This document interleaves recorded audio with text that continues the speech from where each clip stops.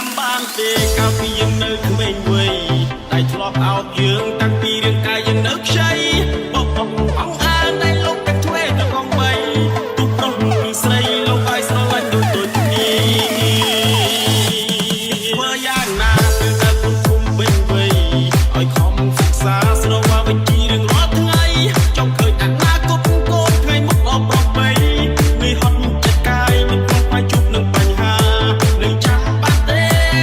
ខំអបថែក៏តែជាលំបពេលឲ្យយើងគេងងសប្បាយបីបាច់ខែរក្សាពីទឹករហូតក្នុងទឹកក្តីតែគួរធ្វើអ្វីដើម្បីសង្គមលោកទាំងគ្នាចំណោមនៃជីវិតណាខ្ញុំគិតទាំងយប់ទាំងថ្ងៃមានហើយនឹងក្រដូចជាថ្មដែលគ្មានតម្លៃមានគេឈ្មោះទ្រាំតែគ្មានសុភមង្គលការមកត្រូវតែងំតែអ្នកណាមួយថាមិនយល់ប្រឹងគ្មានទំនេរព្រោះចង្អាយគេហៅជាវាយក្រគ្មានម៉ាសេនគ្មានបាត់ថ្ងៃក្រៅពីបាយក្រគ្មានមករៀលតែមានចិត្តណាចង់សប្បាយតែអ្នកមានក៏បបោកាន់តែចង់ឲ្យកំដរផ្កាយ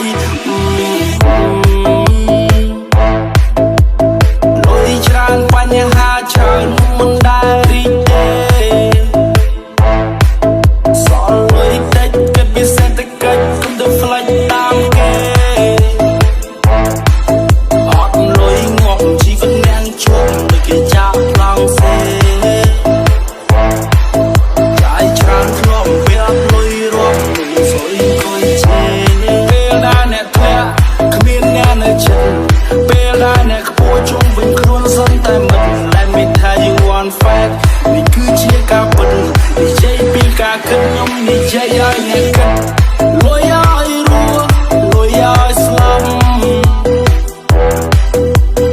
កុំព្រោះតែវាធ្វើឲ្យអ្នកស្លូតត្រង់ឈឺចាប់នងឡើយយ៉ាងណាតតែមានដុល្លារទៅគេស្ដាប់មើលយើងមិនឃើញប្រឹងបង្ហាញគេមិនខ្ចីយករំរាប់